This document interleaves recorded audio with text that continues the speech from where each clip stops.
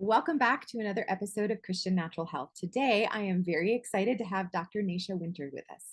Dr. Nasha is a global healthcare authority and best-selling author in integrative cancer care and research consulting with physicians around the world.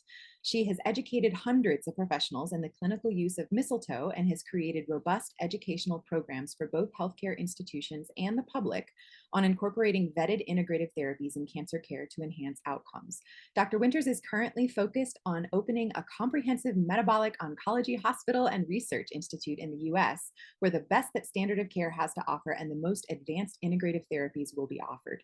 This facility will be in a residential setting on a gorgeous campus against a backdrop of regenerative farming, EMF mitigation and retreat, as well as state-of-the-art medical technology and data collection and evaluation to improve patient outcomes. Welcome, Dr. Nasha. I'm so excited to have you here today. So excited. As we were getting ready to do the recording, you and I were already like, much excited about this conversation with your followers. Love it. That is so right on the same wavelength. So first, give our listeners a little bit of background on you, and you've got this incredible cancer story of your own that kind of led you into integrative oncology. So tell us about that. Sure. I think anyone who decides to jump into work in the cancer arena, we didn't sit there and choose it because we thought this seems like a really good job. Like, we didn't like, I just feel really called to work.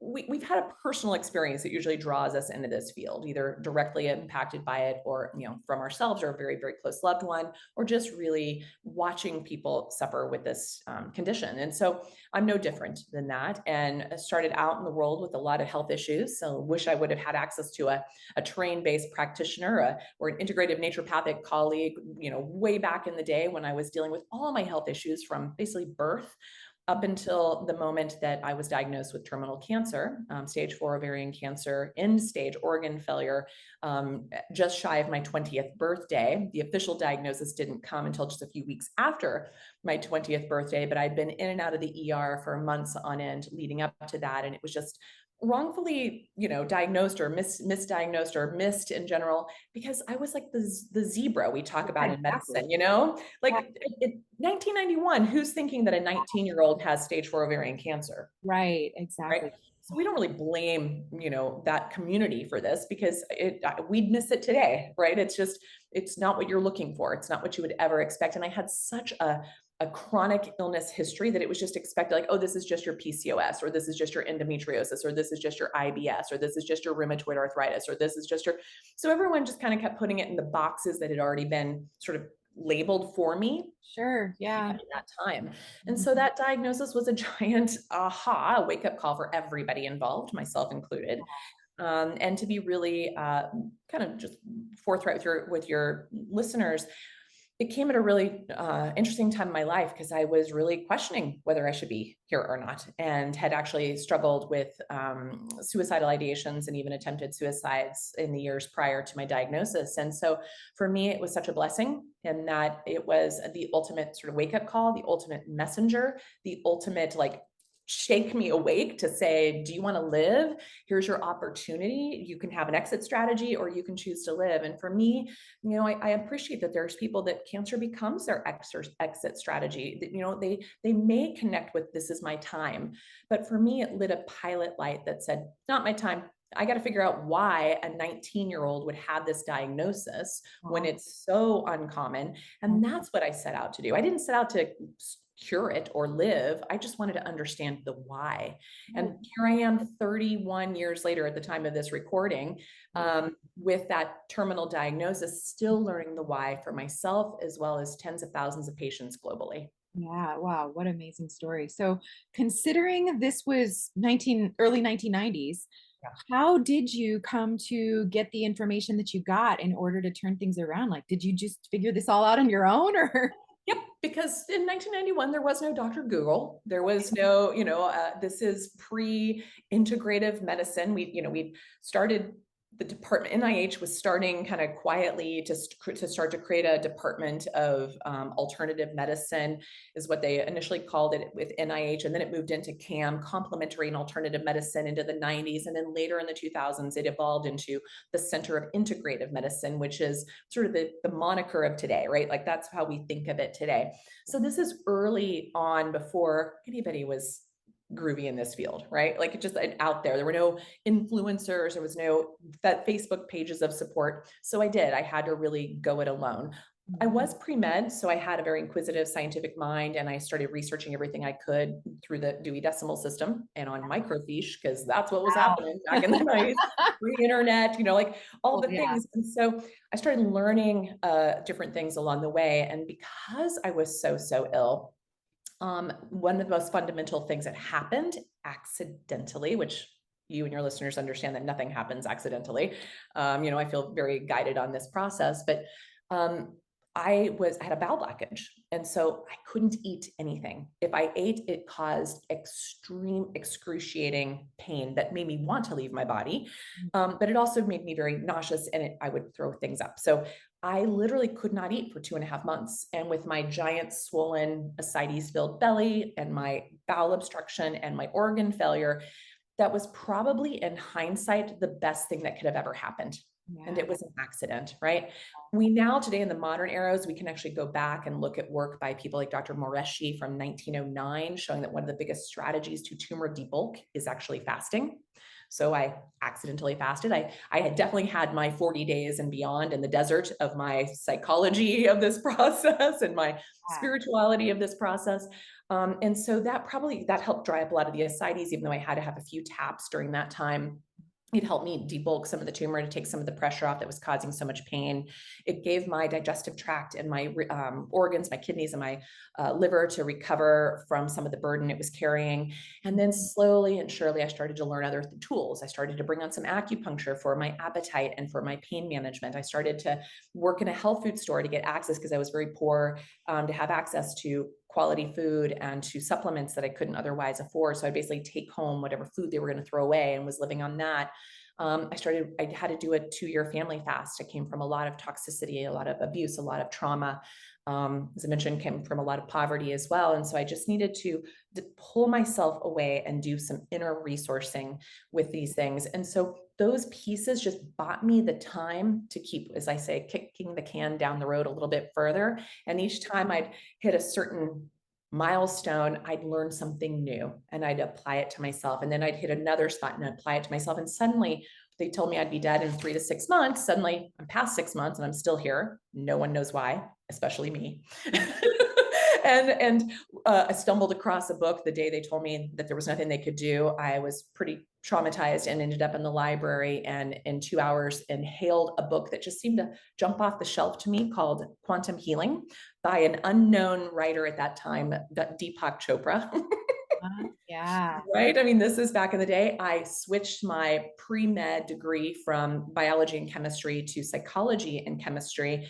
And at that time, based my degree on a self-constructed major of psychoneuroimmunology, based on the work of people like Candace Pert and Robert Ader and Bruce Lipton and others. Again, I was more drawn to that because I did start to understand the trauma body impact on this, Yeah. as well as the toxicities that I was exposed to. I grew up literally today, if you type in my zip code of where I grew up, I was on 4 Superfund sites within a few miles of 4 Superfund sites, a big military and industry environment.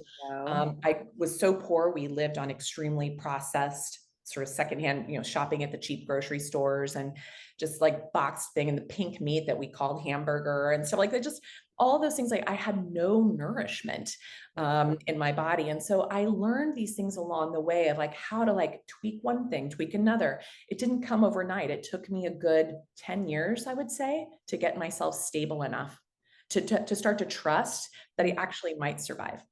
And in that first year, within the end of my first year of being alive, I realized I was strong enough and healthy enough, still with no promise of my future, that I thought I'm going to go live my bucket list, because I'll be dead. I was believed, because that was the belief system that was fed to me. of course, of I course. took off on 7 months of traveling throughout Europe, and in doing so, and the Middle East and India and all these places, and started stumbling across different healing modalities, things above and beyond what I was learning in my pre-med courses, and thought I was going to go to standard of care medical school, and started learning about these other options and opportunities. And it just really, every little place was like another little egg in my basket of another little treasure that I stumbled upon, that just helped bring me to where I am now 31 years out. And so applying it to myself first, Right. getting into some really amazing educational programs, such as the naturopathic education, my doctorate in Chinese medicine, spent 13 years studying Ayurveda, Mhm. lived and worked on in indigenous communities and worked with kind of the Mhm. shamans and the indigenous practices of those communities, Mhm. learning from different healers and healing modalities from all over the world. All of those things informed me, as well as my experience in working in standard of care. I was a Mhm. CNA all through my college years, a certified nursing assistant. I worked in an Alzheimer's unit. I learned, all of the things in kind of general medicine. I worked in hospital settings. I worked in HIV hospitals and clinics. I learned so much through my education that standard of care informed my knowledge as much as alternative. And I really realized that I couldn't separate the two. For me, it needed to be both. So that's where we are today. That's amazing. So as you're telling your story, I'm imagining this should be like a documentary movie. It's all Maybe someday my Hallmark TV show. Yeah, exactly. But I mean, just so incredible. And I mean, almost as if, if you could show what's happening in the spiritual world on the other side, as you're being led to all of the various things that ended up moving you on 100%. to the next step. I just love it. That's so Feel beautiful. goosebumps just you even saying that. And I've definitely had, those experiences that I've had a lot of help, Mhm. a lot of support along Yeah, the way. that's Yeah. beautiful. That's Yeah. beautiful. So having gone through like alternative and traditional and all of the rest of it, what is your perspective on the Western like oncology model in general? Yeah. So, in general, Western oncology is very, very expert at the tumor. Uh-huh. They know everything there is to know about a tumor cell, a tumor pathway, and they're hyper focused on that. And they're like, wow, I got this. And so they're always focused on that. Right. What they forget is that there is an entire organism, living, breathing, dynamic organism wrapped around that tumor, Mhm. wrapped around those tumor cells, wrapped around those tumor metabolic pathways. Mhm. And that is the part that they don't have training in, that they don't have expertise in. And so they either don't know Mhm. and will admit it, or they don't know and will just say this stuff is cuckoo for Cocoa Puffs, please don't do it, or they're really resistant to even recognizing that there's something more. And so you get a mixture of, I guess, reception, depending on where people are in their own belief systems within that environment. Sure. Yeah, yeah, yeah. Yeah. And in my career, I've watched this field go from extremely like, nope, you're Uh-huh. crazy, get out of my face, to, all right, you're not causing harm, but you're likely not doing anything either. And now it's moving into this realm of, wow, you might be onto something. Now the things you've been saying for 30 years, the research is now catching up to it. How long? And isn't it interesting how long that process takes? I never in a million years thought I would live to see what I'm seeing in the last 2 years. Things are beginning to shift. Yeah. Yeah, it's exciting. Is absolutely. Yeah. So you have this amazing book on integrative oncology, and one of the things that really struck me in that was what you kind of described as the mitochondrial component. So tell us a little bit, give us a brief overview for the listeners who might not remember what are mitochondria and how does this apply to cancer? Let's back it up a tiny bit before that, though, because in 1914, Dr. Theodore Boveri coined the concept of the somatic mutation theory of cancer, which is the idea that cancer is just a genetic hiccup, accumulation of genetic assaults that are basically just bad luck. All right. That's the drum beat we've been, the beat of the drum we've been moving through for ever since. So well over 100 years. That's also what's informed all of our standard of care research models. Again, it takes us back to the tumor, but to the tumor very specifically, this is a genetic disease, that cancer is a genetic disease. But what's been interesting is even the American Cancer Society says cancer is a genetic disease. However, 95% of the time, those genetics are based on the diet and lifestyle that imposes the genetic sort of expression. Sure. Okay. So it's like, how can it be both ways? And so all of our research dollars keep going in like after the gene. Once we got the genome mapped, we thought this is going to be it. We're going to have the answers. And it's like, nope, we didn't. We got further. It's almost like the more we learn, the more we don't know, Right. which is beautiful. Mhm. 1920, crazy old researcher, Dr. Otto Warburg, came along and said, I'm noticing something here that's not at the genetic level. It's at the pre-genetic level. It's at what is above the gene. Uh-huh. which is what's happening at this fundamental. So we have our cells, and within those cells we have this cytoplasmic jelly. Okay, it's like the water in the swimming pool, and then floating little floaties in that swimming pool are what we call organelles, so like little cell organs, and they do have a lot of different properties, but one of the organs that's in there is the mitochondria. And if you had like sixth grade biology, probably only thing you ever learned was probably the mitochondria. They make our ATP, and that's our energy. And then we kind of bury that data and move on in life. So Dr. Warburg was noticing, though, that at that level, that the mitochondrion in cancer cells was very different than the mitochondrion in healthy cells. And he started to recognize that there was a process in the cancer cells where the mitochondria became more wanting to suck up glucose, suck up, sugar than the healthy cells. And so it would basically starve out the healthy cells to feed itself until basically it succumbed. That research was really prominent until the 1950s when Watson and Crick came on and found the DNA. Oh, Right? wow. That was our approach in cancer. We were on the path of metabolic theory Yeah. of cancer.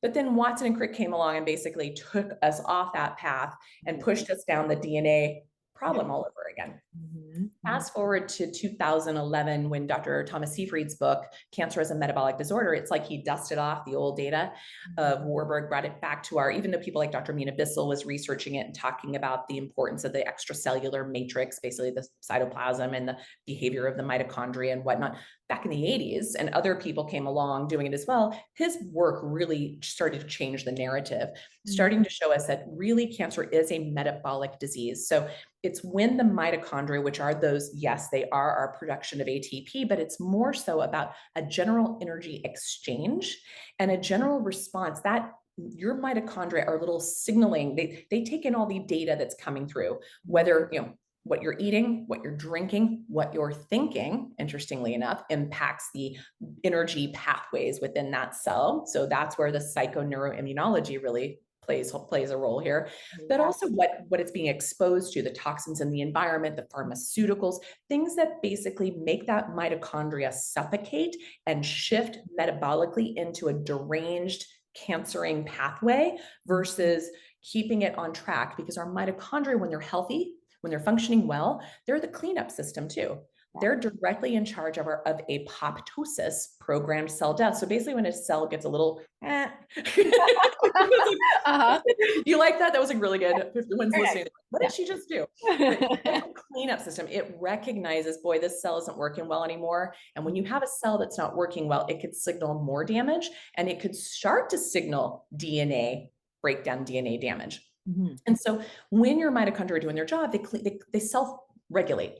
Right. But when that metabolic shift happens because of the way we're eating or thinking or the stressors or the chemicals or the numerous drops in the bucket we'll talk about here in a moment that affect its behavior, its quantity, its quality, Mhm. its activity, Mhm. then it shifts into this deranged state that is very difficult to correct without certain interventions. And ironically, most of the therapies today are based on this DNA damage, because we're still trying to go after the gene is the problem.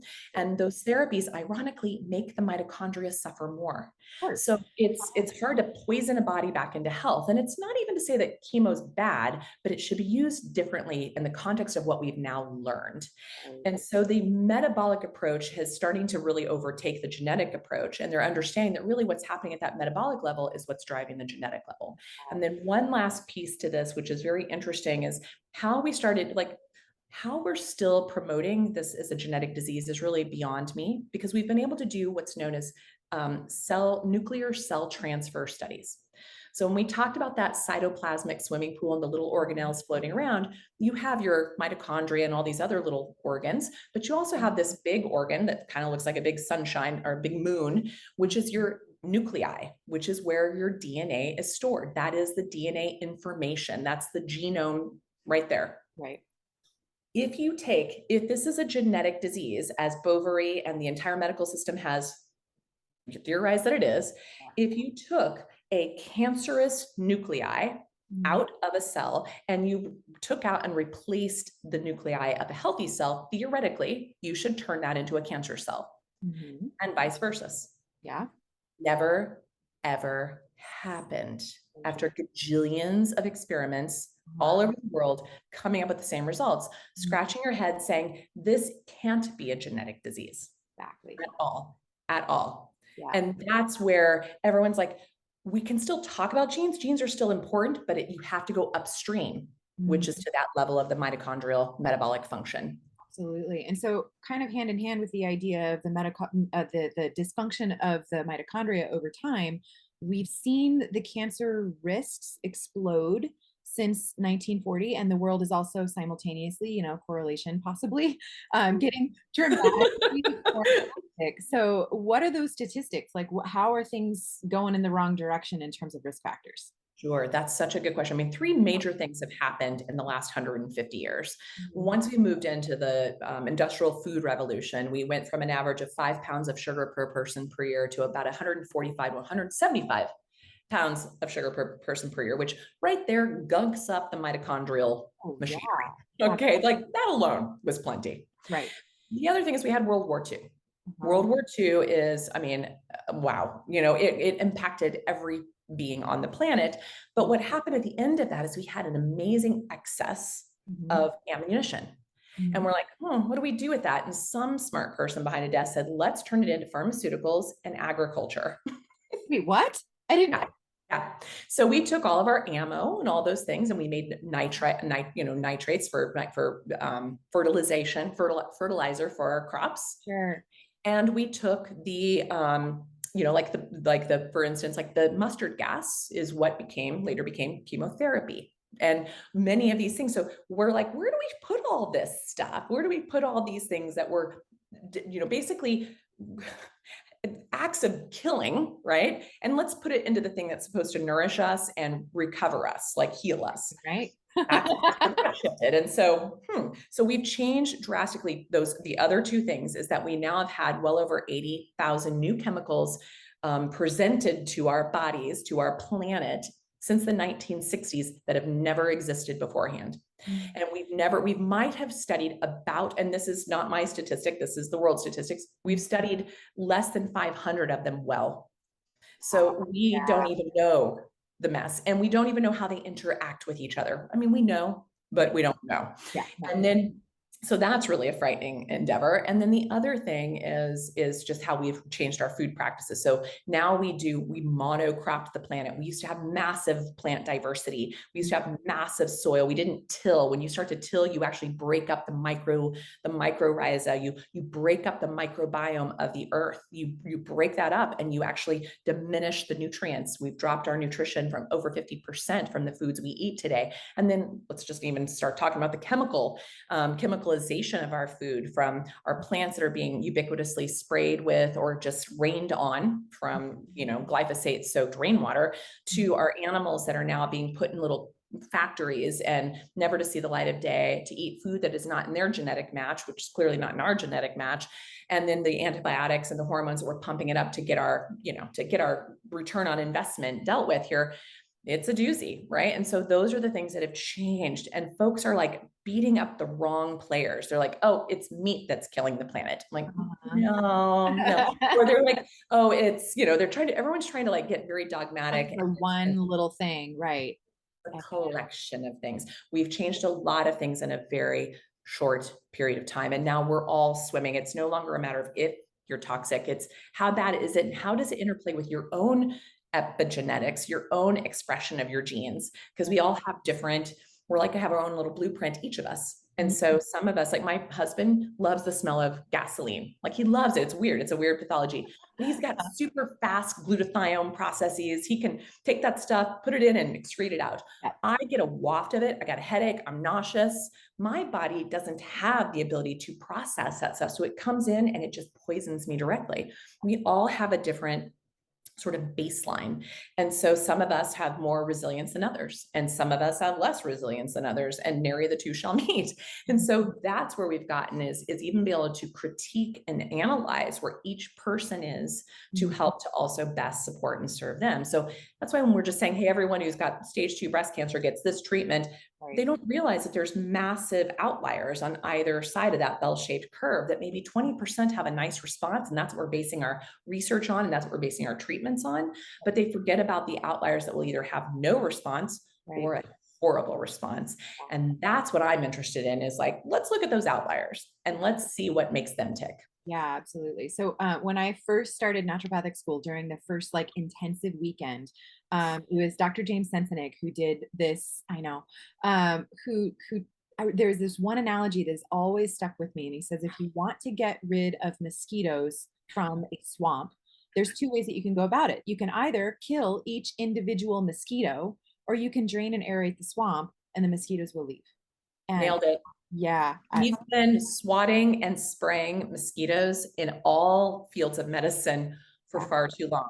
exactly. And it's time to literally drain the swamp and clean it out. And I've seen this analogy played out as the fishbowl, analogy of like, you don't like kill, you don't like add poison to the water for the fish. You take the fish out, you clean it up, you put the fish back in, and bada bing, bada boom, you've got health. And Dr. Sensenig, bless his soul, this man was such an integral part of my own way of thinking in the health world. I love that he touched your life as well. Yeah, Really saw it from that terrain centric exactly. place. Exactly. Yeah, sure. So, all right, back to the diet, which was the first part that you discussed. Yeah, So, yeah, you spend a lot of time in your book, and I'm sure with your patients, trying to focus on this and what to change. And so, there's a lot of advice out there for people who have cancer for what to change. What is your favorite dietary approach? love it. This is another place that gets very dogmatic. And I always tell people, first of all, there is no one diet Right. exists, but we can really individualize by looking at people's labs, looking at their current condition, looking at their current terrain. But we Right. can also look at their epigenetics and see how they're eating to their genetic match. So those are the places that we don't have to guess anymore with regards to probably what is the best way to go about this. Well, guess what? We got the data to help determine it for you, and then we start experimenting with that. But let's talk about the fundamentals. What is common denominator across all areas of nutritional advice in cancer Mhm. is that plants should be at the base. Mhm. Mhm. Pretty simple, Yep. right? High quality, clean, organic, especially avoiding of the what they call the dirty 30. Used to be the dirty dozen, but unfortunately we Oh, got you're 30 now. it's the dirty 30, Oh, wow. Geez. right? Right. And It's that like tells take you a right look. there how much more toxic the world is getting. And it's not going away, but the dirty, at least if people even start with the dirty dozen, they're still doing improvement. Mhm. We actually have lots of cool studies about people just avoiding the dirty dozen. They get a baseline lab test on their pesticides residues, and then they go dirty dozen free for a month, retest, drops significantly our pesticide burden. So it's not hard to change this to support the body. So if we take it a little bit further, maybe get into the dirty 30 avoidance, that might give us a little extra room to evaluate. But what we see here is across the board, a good, clean, dense plant. I love Dr. Terry Wall's ideology of the 3 and 3. So, 3 leafy greens, 3 cruciferous, 3 colorful vegetables. That's my route. The base for my patients is like 9 to 15 servings of vegetables a day. That's my base camp for people. Yeah. And everyone's like, wow, is it keto? I'm like, yeah, because I think people think keto is going to be all protein. That's the old Atkins, side. We're not anywhere near that. So you've got to get the clean 15. Everyone can agree on that. Mhm. At this point, everyone can agree that you need to be low carb. Mhm. Yeah. Everyone. When we know that over 90% of cancers are very glycolytic, meaning that they're sugar hogs, everyone. And given that less than 6.8% of Americans are metabolically healthy, per studies from Chapel Hill, North Carolina, and a study that came out by the American Heart Association this summer, July 2022, we started out at 12%. Pre-COVID, we're now at 6.8% of us are metabolically healthy. So that means that there are patients walking around with, the Dunlap syndrome. So the waist to hip ratio is not as it should be. We're dealing with people with chronic cholesterol issues, which everyone blames the fat, but it's actually a sugar problem. Okay. Everyone's blaming. And then we look at their blood sugar issues and everyone's saying, oh, you're fine if you're at 100. No, you're not. You're already having problems if you're rising above 80 on your fasting blood sugar. And then you're looking at people's just endurance, like what kind of stamina, what kind of exercise are they doing? If people are fatigued, that's the first signs of mitochondrial dysfunction. So, and then if their blood pressure is elevated, that's showing issues around stress response, that's showing issues around elasticity and response in the vasculature itself, and just oxygenation and perfusion of the tissues. And so those are all markers of metabolic health, and all of those should be achieved without pharmaceutical intervention. Mhm. So what these studies are showing is that only 6.8% of the American population fits that bill of those scenarios I just painted out, Um, which means all of us need to go low carb. And what's ironic is what we say low carb today, in 1850, it was normal carb. right. Yeah. It's just compared to all the junk that's out there now. Yeah. 100%. So crazy. So when like 5 pounds of sugar per year, it's like, of course, we're all metabolically broken. So Yeah. no one thinks they eat sugar until I have them start to do like macronutrient counters. And then they realize that the Heart Healthy American Heart Cardiovascular Association recommendations, even the Diabetes Association recommendations for your healthy breakfast, that's 3 days worth of sugar at breakfast, right? So your honey oats, first of all, drenched in glyphosate with your low fat milk, which when you take the fat out, you increase sugar to make it taste better. And then they have their orange juice, which is just one giant sugar bomb, and maybe banana or raisins on it, which is just sugar on sugar on sugar. Suddenly you realize that you only had sugar for breakfast. And no one thinks about that. They don't think about fruit. They don't think about grains. They don't think about flour products. They don't think about tubers. They don't think about those things that are just giant sugar bombs for folks. So that's the piece here, that low carb. That's pretty much where, at that point, is where we kind of diverge. Because this is where you start to realize we're so metabolically broken. We were all born as hybrid engines where we should easily and readily burn fats or sugar, but we've all had like the brick on the sugar burning pace, pedal for so long, our body has forgotten how to deal with the other form. And so our bodies were never supposed to be feasting 24/7, 365, right? We were built to be able to tolerate times of feast and famine. We literally panic now if we can't eat something every 4 hours, right? And so we've broken ourselves so much that we don't know how to get into there. We've all become so metabolically broken that we have to push a little bit harder to get us back to that divinely created hybrid system that we were all made to do, all made to be. Fasting, right? Yep, fasting. So there are multiple roads to Rome to create a state of physiologic ketosis. First of all, we're all born in ketosis, right? And then we kind of, if you live on the planet, quickly get out of it once they start to pump you full of everything else. But really, there are multiple ways to get to a state of metabolic flexibility, which is you can do it by a high fat, low carbohydrate diet.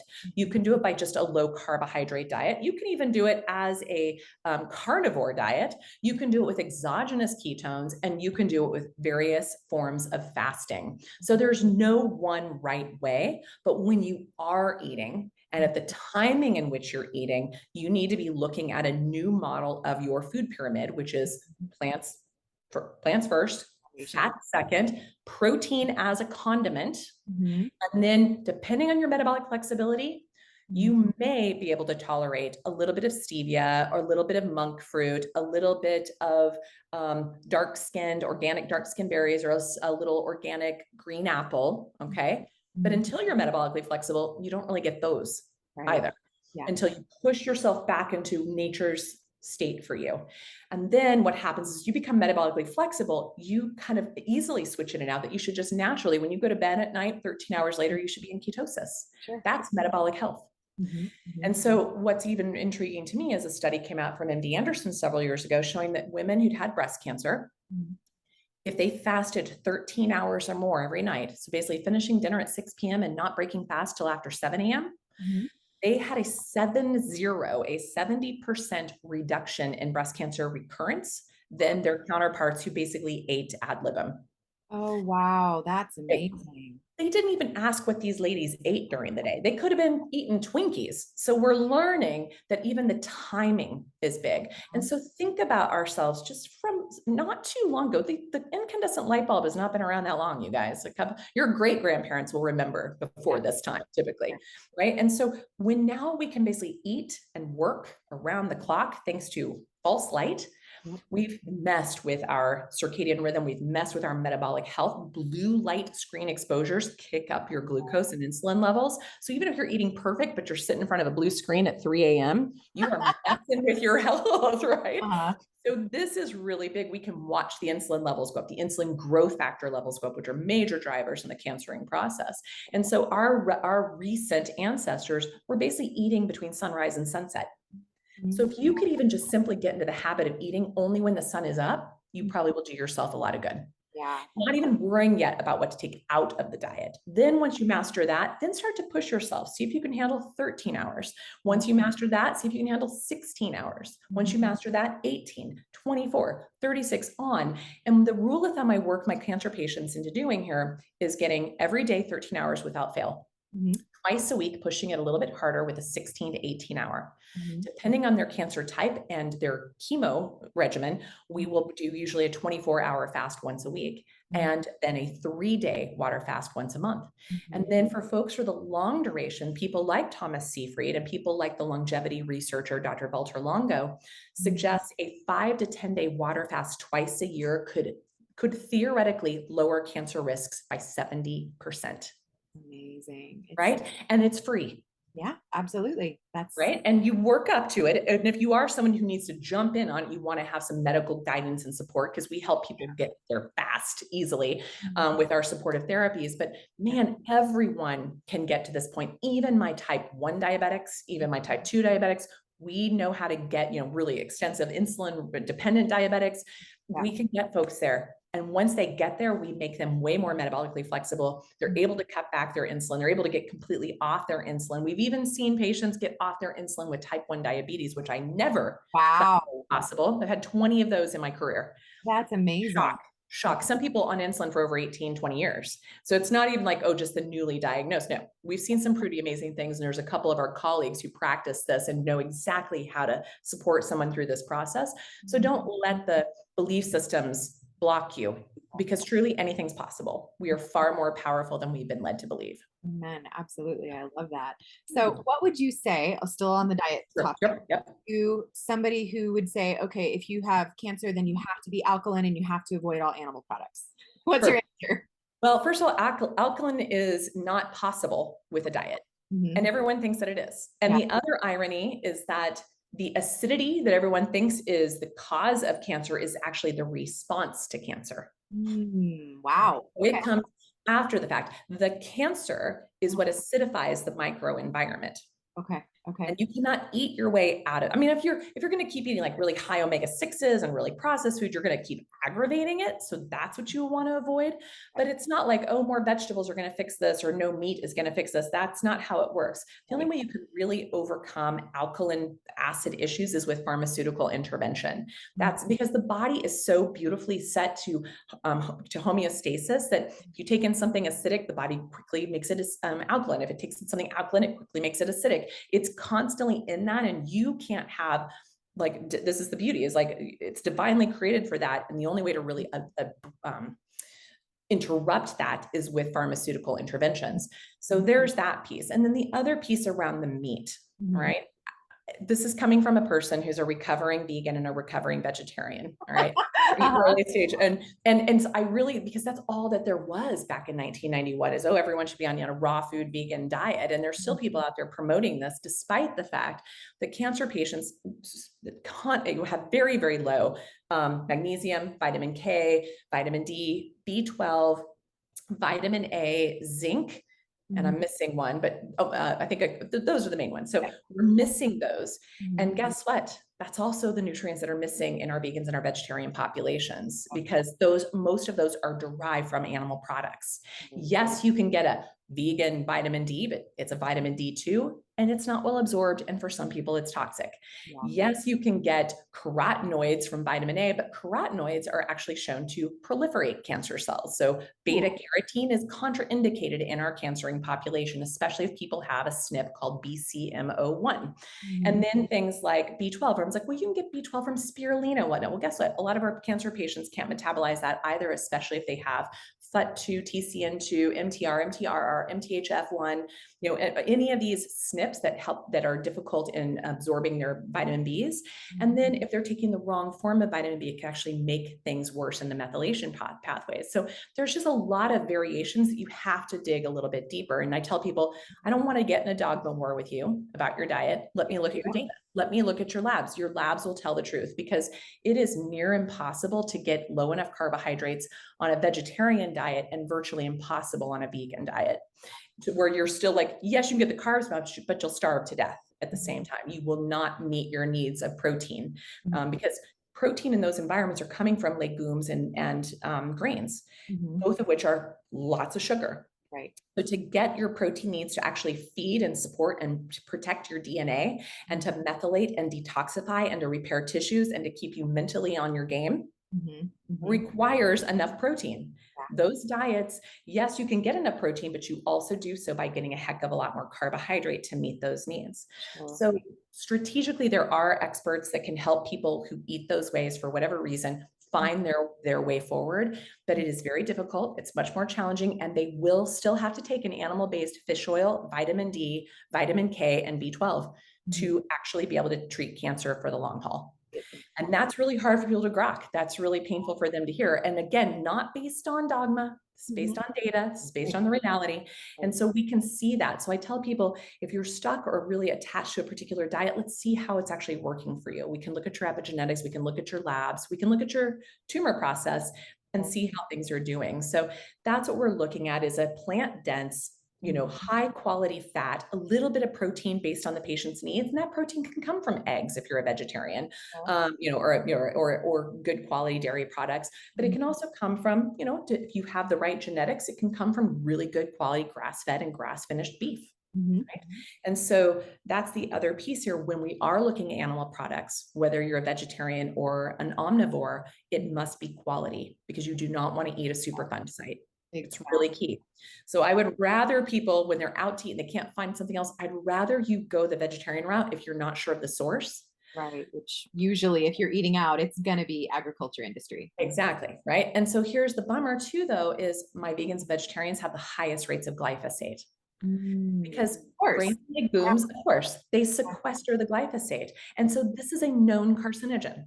Right. And Oh, so this is the places you can't, this is what we've done to the planet. It's not the food's fault. right. Uh-huh. No, it's not those. Like, so we have to remember that. And then the top notch here is like, to, again, a little smattering of sweetness, but we really want to push people back to looking for sweetness in their life in other ways versus seeking it out in food. And that's, a lot of us are self-soothing on the planet today with carbohydrates. We have a lot of derangements in our serotonin pathways, in our melatonin pathways, and in our dopamine pathways. And that's going to drive us to addictive behaviors and a lot of sort of justifications of why we're like, but I feel better when I eat carbs. Well, that's probably a clue The that your reason. microbiome's a mess, that you got dopamine issues, and so then when we start to nourish the body properly, those Right. things balance out. And so it's really fun to watch people Mhm. kind of like reveal the truth of themselves to themselves by Mhm. going on this journey as we evaluate their data to find the best match for them. And then everything seems to align: their Mhm. mood, their digestion, their metabolic health, their anti-tumor response. All of the things seem to come into alignment. Wow, awesome. And I love that diet is your foundation and trying to get your environment clean as much as possible. So, on top of that, do you have any supplements that you like to recommend? Is for most Yeah. of the patients? Yeah, and I think we kind of talked about some of the big ones that are typically low. So magnesium, Yep. really big one, because you just don't get it in your soil anymore, in your food. Even if you're a big eating vegan, lots and lots of veggies, all the things, even with our 9 to 15 servings a day of vegetables that we would promote with our diet, this is really still very deficient. So you likely need a magnesium supplement. Vitamin D is also a critical one. Unless you are out, exposing most of your body to the sun, for 30 to 40 minutes a day, every day, and not putting stuff on your skin that blocks it. So interestingly enough, sunscreen blocks your vitamin D formation Mhm. because it blocks UVB rays, and that's where you get your vitamin D is from the UVB. So that's why most of us are walking around deficient, because we're terrified of the sun, and when we are out there, we Right. lube up and avoid it more. So Mhm. more than 70% of the population is drastically vitamin D deficient. So that would be a big one.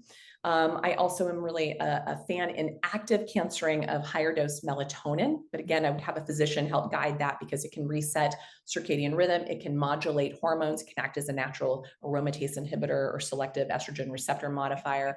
It's naturally anti-angiogenic. It's naturally redox balancing, so antioxidant, but the balancing of that system. So it has a lot of utility. And again, thanks to our lovely changes in light, circadian rhythm, it really does help us get things in order. And then things like berberine Mhm. comes after like the microbiome repair, but also the blood sugar support and balance. And then one thing I wanted to circle back to around the diet is, a lot of people think a ketogenic diet is high meat. Well, that is the old Atkins way, and it could definitely help people lose some weight. But also high meat in a patient with cancer aggravates something called mTOR, which will drive insulin growth factor, which will drive tumors even more. So when people read the data like, oh, meat causes cancer, well, the thing is too much protein, even in a vegetarian form, can drive cancer. So you have to be careful. We actually use a lower amount. We use just enough to keep the body alive, which is 0.8 grams per kilogram, Oh, wow. without overly pushing it. Whereas in a non-cancer patient, you might want double, if not triple of that, to keep going. And so we'll repair a patient. We might need different levels of protein in repair. Like after surgery, we might bump it up to like 1.5 grams per kilogram. But this is really critical, is that it is not a high protein diet at all. And so you both need to watch your protein macros as well as your carbohydrate macros. And some of us can get into ketosis just by dropping our carb levels under 50 grams a day. Some of us have to push a little bit harder to 20 grams a day or less. And then some with really, really resistant metabolic problems, such as certain like glioblastomas, for instance, may have to push their carbs for a while under 5 grams per day. That can be daunting for folks and often needs some medical guidance, some expert guidance in that arena. But back to the supplementation, I think one of the biggest supplements we talked about is weaving in the intermittent fasting, moon bathing, sunrise, sunset walks, and exposures to reset your circadian rhythm. Grounding, being as barefoot as possible. If you live in a second story building or stories above the ground, get grounding mats in your house and in your bed to help you just recharge those mitochondrial batteries. And our mitochondria are very receptive to light. So if you're putting in too much blue light, you're stimulating the wrongful pathways of the mitochondrial function that can push you into that aberrant metabolism we talked about. But if you're bringing in the right light at the right time, you can actually rebuild and replenish the mitochondrial health along the way as well. So light is medicine. Yeah, isn't that interesting? Just Cool. everything that God placed in the natural world is Yeah. regenerative and yeah. Exactly. So naturally, so like we literally are made to Mhm. be healthy and in accordance with nature. Mhm. And so most of us have lost it. Most people you to ask, what phase of the moon are we in? Mhm. Do you know when equinox or solstice is? And most people look at you like, what is that? Because Americans spend less than 15 minutes per day outside. Wow, is that Yeah, right? Wow. that's terrifying to me. So nature deficit disorder is a thing. Sure, yeah, and that's why Yeah. I'm seeing all these studies that now that are coming out about forest bathing. Like, I've never heard of that being a phrase, but yes, it's so regenerative. Right. And how funny that we have to like qualify it now and write a script for it when it was just what we did. And now we're like, Natural. I have Yeah. to go to the woods. It's Yeah. like, how funny. Sure, Yeah. Yeah. exactly, exactly. So changing gears a little bit in terms of like screening, what is your perspective and your typical advice toward things like mammograms and colonoscopies and things like that? First of all, nothing about those are prevention. They're Uh-huh. just screening. We call them prevention in our culture, but they're just screening mechanisms. Right. Women with dense breast tissue, small breast tissue, modified, whether they'd had a biopsy, a lumpectomy, a chip, a tag placed after a biopsy, or breast augmentation, are no longer candidates for mammograms. They really need to move into other things like ultrasounds, thermographies, and for gold standard, if they do have a history of cancer, breast MRI. And so that's where we look there. And then with regards to colonoscopies, we now have some non-invasive techniques like Cologuard and some of these others that you can do fecal testing beforehand that's less invasive. And then but you still usually have to follow up if something does come back positive. You kind of want to take a look in there, but we offer some alternatives to the radiator fluid they give you to clean out your bowel. You can just high dose magnesium for a few days and wash it out with some magnesium instead, so you can keep your microbiome intact.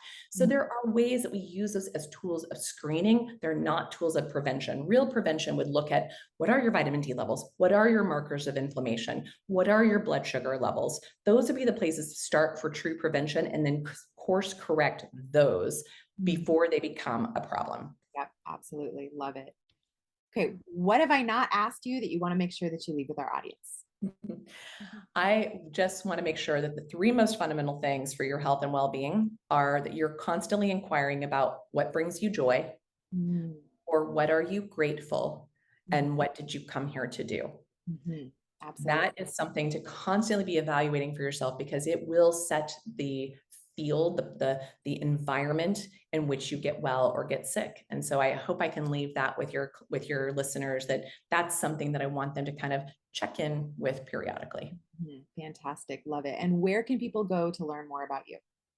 Please follow me at Nasha at drnasha.com. That's my email if you're like wanting to follow up with some of these questions. But mtih.org, that stands for Metabolic Terrain Institute of Health.org. This is all about our nonprofit, the first and only in the world nonprofit residential Integrative Oncology Hospital and Research Institute that we're building in the southern part of Arizona. And so I'd love to share more about that with you, maybe on a secondary call, but have your folks start to follow us there. We're doing some pretty amazing things out there in the desert, working on regenerating the land to regenerate the body and to regenerate the soul. So our tagline is, we're working on regeneration of the soil to the soul and everything in between. So we'd love for you to follow us there and see what we're up to. Awesome. Well, I will share those in the show notes. And thank you, Dr. Nasha, so much. This has been fantastic. What an absolute honor to be with all of you, Dr. Lauren. So thank you so much. Thank you.